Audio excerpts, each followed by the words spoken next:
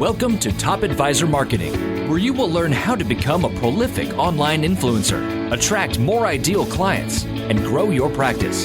Brought to you by Top Advisor Podcasting, a done-for-you podcasting solution built just for trusted advisors.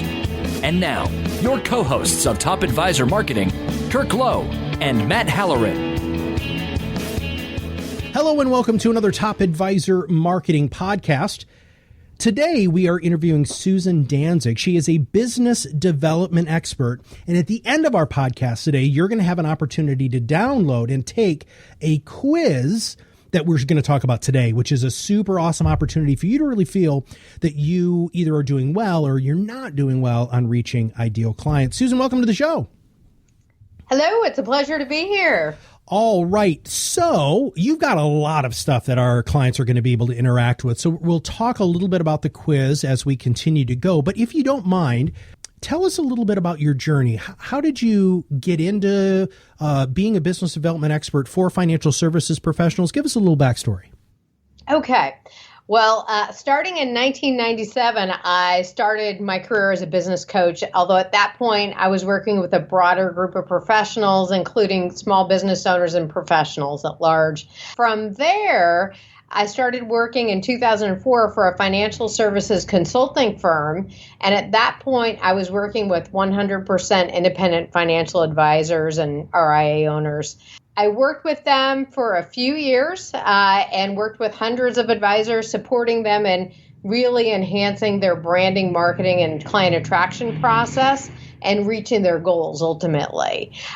When the market tanked in 2007-8 time period, I decided to start my own business. I had drank the Kool-Aid and I called my business Susan Danzig LLC and focused 100% on financial services professionals.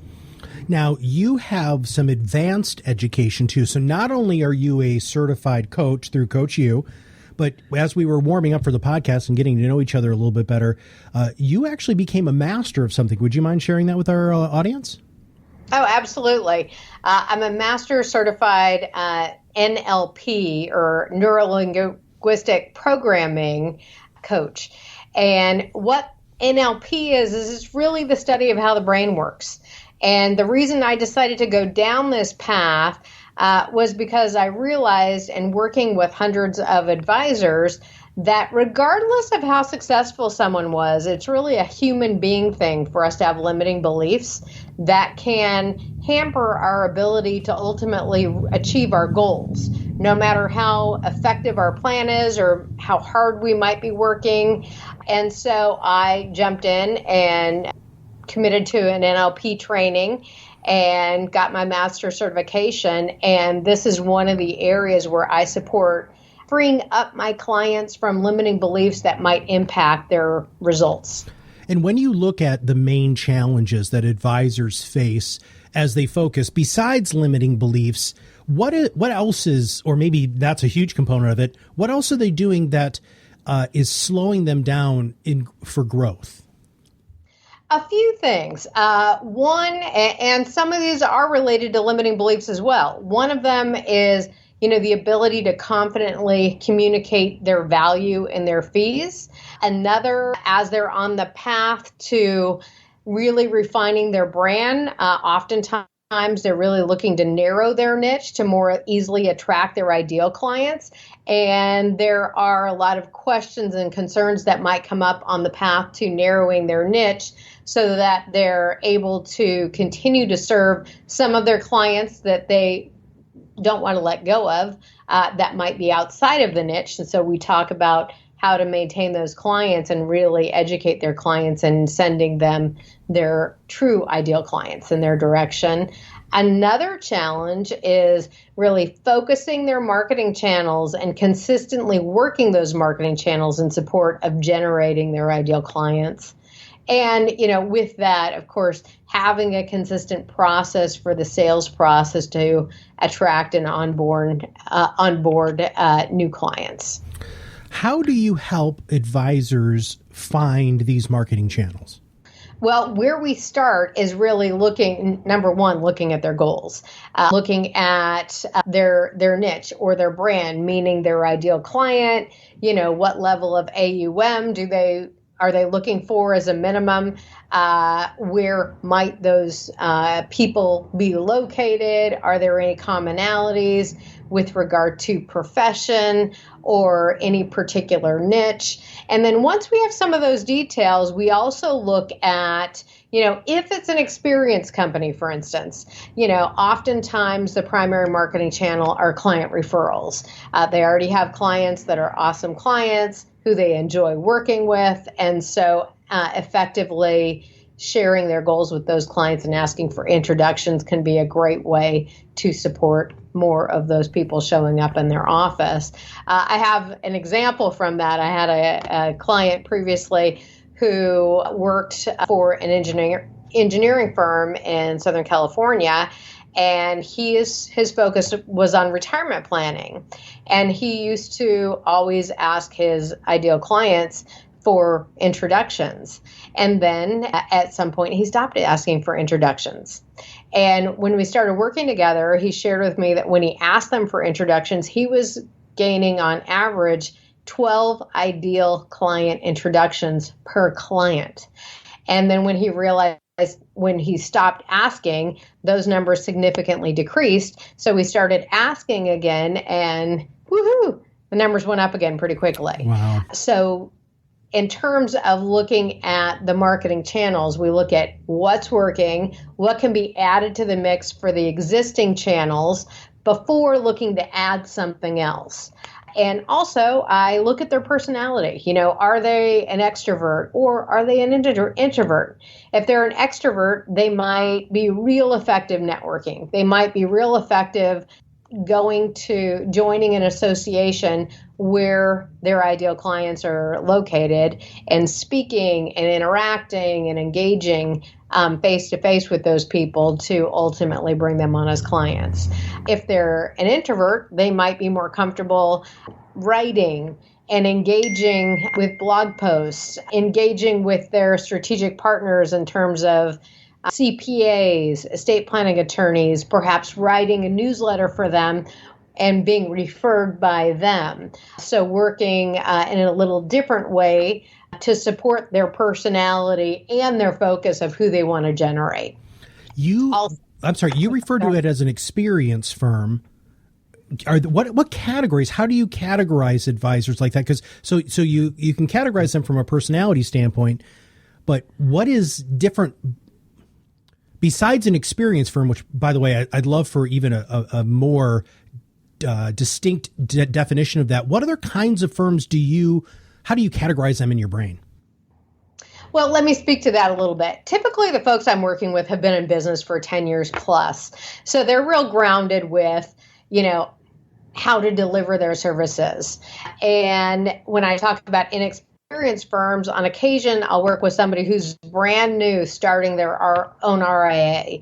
I have an example of a woman who has a practice in Santa Barbara. She had her own business as an enrolled agent previously, so she was familiar with being a business owner, and she was clear that she wanted to get up to speed quickly, which is why she engaged with me before she opened the doors.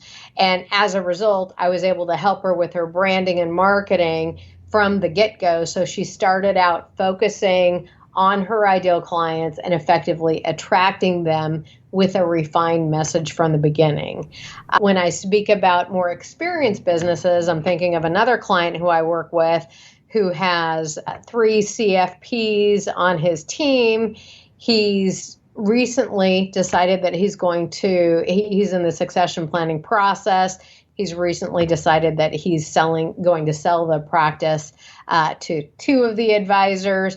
And so where we started was working on the branding and marketing with his entire team, including the receptionist, so that everybody was clear and aligned with the brand, which was business owners, and the variations within that. And then from there, I started working specifically with the advisors on supporting the junior advisors with the rainmaking capacity, so that they were where previously they were meeting with clients, they were delivering, however, they weren't responsible for actually keeping the business sustainable. And now with the transition, they're the ones that need to take the reins with business development. And so I'm working with them on the marketing plan, on the marketing channels, on implementation, and with the sales process too, so that they have a step-by-step way of clearly engaging with the client, learning all about the client's needs with regard to their services and what their goals are before offering their services, and really being in a position to confidently address the client's needs from knowing what they are first, and then engaging with the client and sharing how they can effectively support them in reaching their goals. What sort of techniques do you use to help advisors stay on track to reach their goals? A couple of things. For what I find for most people is it's the rare individual who is really great with holding themselves accountable. So one of the benefits of working with me or working with a coach is that you have somebody to support you with moving the conversation along and touching base with you to see how different aspects of the process are going, so that you have the opportunity for fine-tuning along the way. And so for most of my clients, I meet with them at least twice a month. And during that time, we're moving the ball forward with whatever makes sense is happening in the conversation to support their business development goals. And as a result of each call, natural homework assignments come out based on what we're discussing and what they want to implement. So then when we begin our next meeting, I start with looking at the wins that they want to celebrate and any challenges that they want to address during the call. And from there we look at what they've accomplished and what the assignments were and how they did on those and how things are moving forward, so that we can determine how it's working. For some people, once they get enough assignments, then we need to look at time management frequently to determine how they can implement all this and who they can delegate various things that they don't need to be touching to on their team. When you're walking somebody through this ideal client and their brand and their messaging, could you just kind of like lift up the hood just a smidge on this engine that you have and tell our clients maybe some of the questions that you ask to help uncover that with them, so that they can start getting their brains wrapped around a little bit more about what the power of what you do can do for them? Okay, great. So in lifting up the hood, so to speak, what we would be looking at first is, what are their goals? What level of client do they need to attract to support their goals? And I want to make sure that where they're desiring to be financially is in alignment with who they desire to focus on in terms of a client. And then from there, when there's alignment, then we look at who, again, part of the mix is, as I noted previously, was looking at who their top clients are, who they most enjoy working with, so that when we're real successful with this business development effort, they are happy campers showing up to work and working with those folks all day long. Because if that were not clear and they were attracting people they didn't want to serve, that would be a problem. So I'm aligned with them being happy, clearly attracting those people that they're going to be happy serving, that are going to have the assets under management they're looking for. And so that's a starting place. From there, unless it's very clear at that point who their ideal client is, for example, if people want to serve plumbers, that's really clear, easy to find plumbers, right? You can Google them in your area. It's a clear search.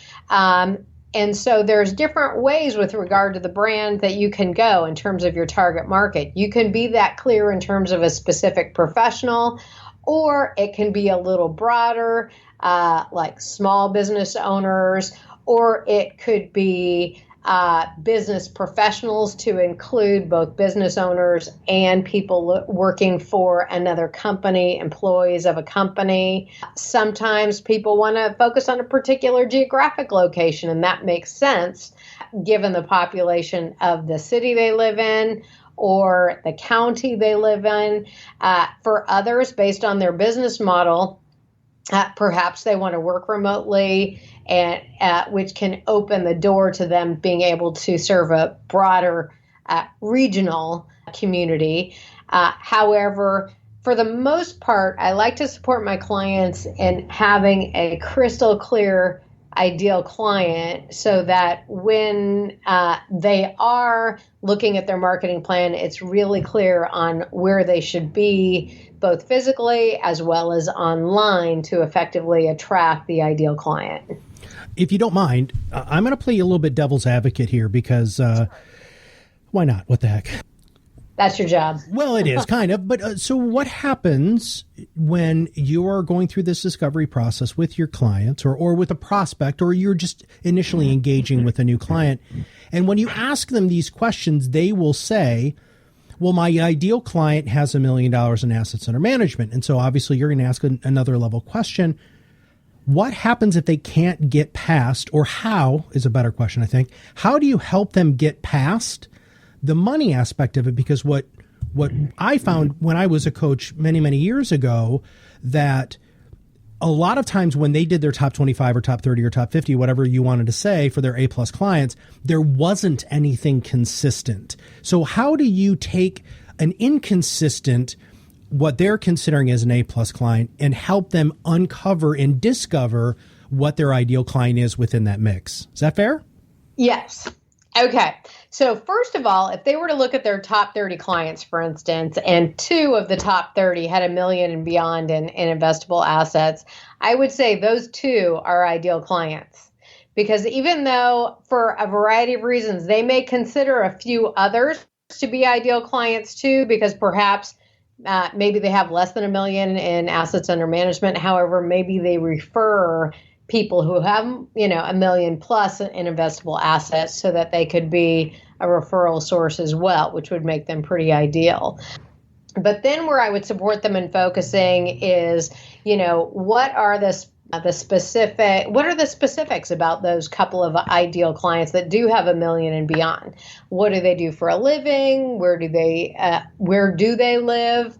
What were they wanting when they walked in the door with regard to the advisor services, and support them in getting more clear about that top tier and where they want to go. And it's interesting too, this space can also directly correlate with the mindset aspect. I know I've had many clients that wanted to start with $1 million AUM. However, when I started working with them, most of their clients were at 100,000 plus or 250,000 plus in AUM. And as we worked together and I supported their focus with regard to their ideal client and clarity about who they were, how to interact with them, where to find them, and also worked on their confidence level. Why were they a natural fit to serve this higher level client that they wanted to serve? As all of that fell into place, they started naturally attracting a higher level client. All right. Now, great answer, by the way. Thank you for allowing me to play devil's advocate there. I do appreciate that. Advisors just get so hung up on money sometimes that the next second and third level questions that you're talking about really helps them understand their client base that much more effectively so that you can create a succinct and effective marketing plan that will speak to somebody instead of just such a broad group of people. Now, let's talk about this quiz, because I'm super excited about this. And thank you so much for allowing our listeners to take this quiz. We love things like this. So this is FASuccessquiz.com for those of you, and the link will be in the show notes. Tell me a little bit about what that is and how that works. Well, it's actually a quiz that effectively supports advisors in looking at their branding, marketing results and determining, where they're doing well, where they want to expand their game in support of reaching their end game. what are the questions or what are the areas? Because you have 7 areas. Do you mind? Can you take us under the hood again and tell us what those 7 areas are? Absolutely. Okay. And so one of the areas is clarifying your ideal client, as I've spoken about a little bit. It's really critical to define your ideal clients, as it'll give you greater power, focus, and ultimately results with regard to your marketing strategy. And so you really want to get clear about how you're going to describe that group. The more focused your market, the easier it'll be for you to establish yourself as a credible expert amongst that group. You know, are they high-tech CEOs, for example, entrepreneurs, doctors, business professionals, or even more narrow, a specific company like Google employees? So that's an idea in terms of how we would have conversations, and where in this assessment you can look to see, you know, how clarified you are with regard to your ideal client that you want to attract. And then another area is really looking at your area of expertise or your specialization. And in this step, you want to focus on your target market or on who you serve. And your area of expertise or your specialization is about what you provide that group with regard to your services, which can be broad or narrow. And it's also, you know, what they're looking for when they walk in the door. Are they looking for comprehensive financial services, or are they looking for investment management or wealth management? You know, what specifically are they looking for your top clients? And you want to narrow your brand around what your ideal clients are looking for. Another aspect, once we have your target market or your ideal clients clarified, your area of specialization, you want to create your slogan and your tagline. So the assessment will address this as well. And your slogan speaks to what you do and for whom.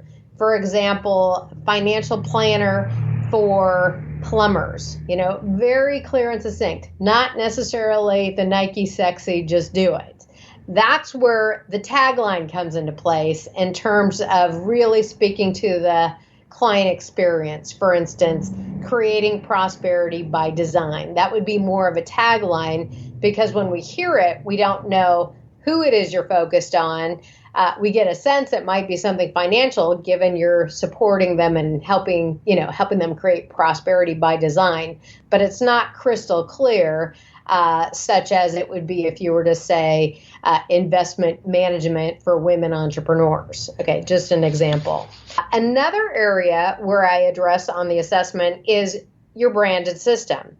And what this is a step-by-step way of clearly articulating how you'll take care of people and what the focus of the interaction will be. Meaning that once you attract your ideal prospects, you'll have a step-by-step means of clearly communicating your brand, your process, and the value that you bring to the table as a financial advisor.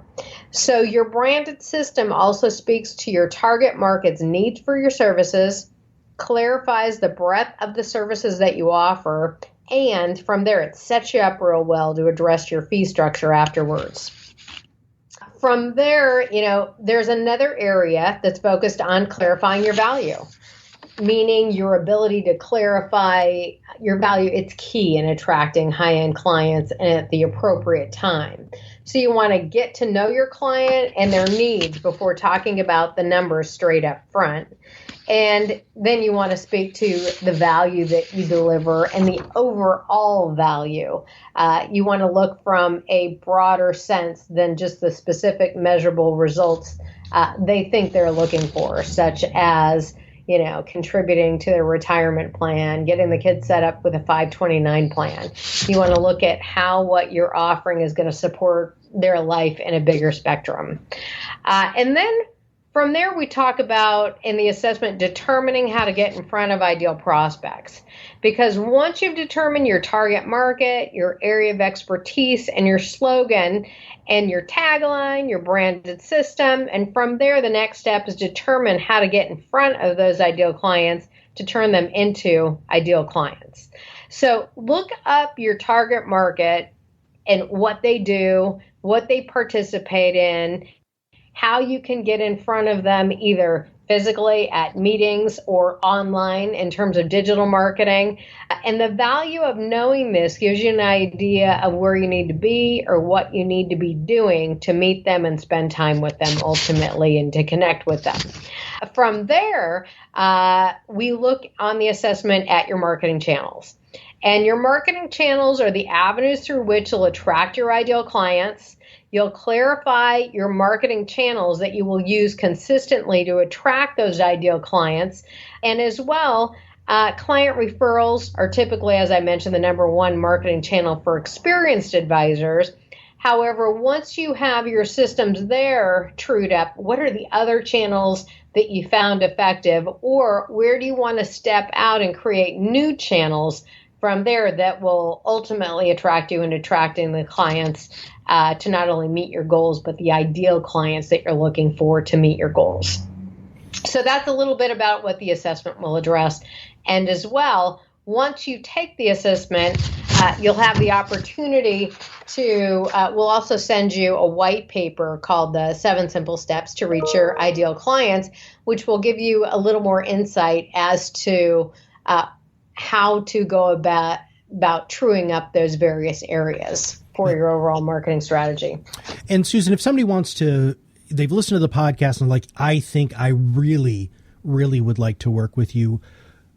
What is the sequence? Do you want them to take the assessment first, download the white paper? Can they reach out to you directly? What would you like them to do?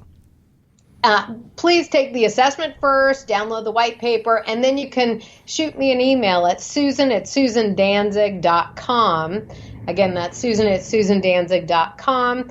And in the subject line, you could just say request to speak to Susan or request meeting appointment with Susan, and we'll get you hooked up. Fantastic. Well, Susan, thank you so much for your thought leadership. Thank you for what you're doing for advisors. You and I both know that there are thousands of advisors out there who desperately, desperately need to take a real look at these 7 areas. And I love that you have a quiz that they can really test their pulse and see how they're doing. I have a feeling there aren't a lot of people who are scoring very high on those just because, both of us have been doing this for so long that clear and succinct message, that clear and succinct target market, that clear and succinct brand is something that a lot of advisors are still in the go, and they're not pausing and really taking a deep look at their practice. Yes, I would say that as well. Even with the most experienced people out there, or some of the most experienced people out there, I've noticed that they're so focused on delivering and they're attracting a lot of business. However, it's not focused necessarily on their ideal clients. So they're delivering to anybody and everybody along with their ideal clients, which can detract from the time that their team, as well as themselves, can focus on really servicing and attracting more of their top clients. Absolutely. There is a finite relationship number that you can have real deep relationships with people. And the number's all over the place, but it's not 400. How's that? That's usually a good start. Exactly. All right, Susan. Well, thank you very, very much for everything today. Make sure that you go to FASuccessquiz.com. And also you can check Susan's out at susandanzig.com. And that's SUSANDANZIG.com. Start with that FASuccessquiz.com. Then you'll get that white paper. Take a look at the white paper. I was able to get the white paper before the podcast today. Great information in there. Dive into it deeply. Sink your teeth into what Susan's talking about. It can truly change your practice. And guess what? 2019 is just around the corner. If you haven't done this, or if you're really questioning yourself on some of the things that Susan brought up today, why don't you go ahead and hire her in 2019 and get everything dialed in? Because 2019 could really be the best year you've ever had. So, Susan, we will talk to you again very soon. Thank you very much for the opportunity to be on your podcast this morning. It was fun connecting with you. Wonderful. And all of you advisors listening, I wish you all the best of success currently and beyond. Thanks. Awesome. If you have not subscribed to the podcast yet, make sure you click that subscribe now button below. That way, every time we come out with a new podcast, it'll show up directly on your listening device. And that means for those of you out there who have been listening on different players, just subscribe to the podcast. So much easier. We're uploading 2 or 3 of these a week now. Lots of great information for you to absorb into your practice. And also, if you know somebody who does not have a clear and succinct brand message who you do want to help, make sure you forward this podcast to your friend, the advisor, who could just get a little bit of extra help. Maybe you take this FASuccessquiz.com with a couple of your advisors in your study group and compare your results and talk about what the next step should be. So for Susan Danzig and for all of us at Top Advisor Marketing, we'll see you on the other side of the mic very soon. Are you ready to change the way you communicate with your clients? Are you tired of being the best kept secret in your area? Learn how to become a prolific online influencer, attract more ideal clients, and grow your business. Contact us today and see what the power of podcasting can do for your business. Click on the Contact Us link on our website at topadvisormarketing.com and set up a call to learn more. Follow us on LinkedIn and Facebook for more updates and information. This was brought to you by Iris.xyz, a platform helping financial professionals become better in business and life through new media and new voices. Visit them and learn more at iris.xyz.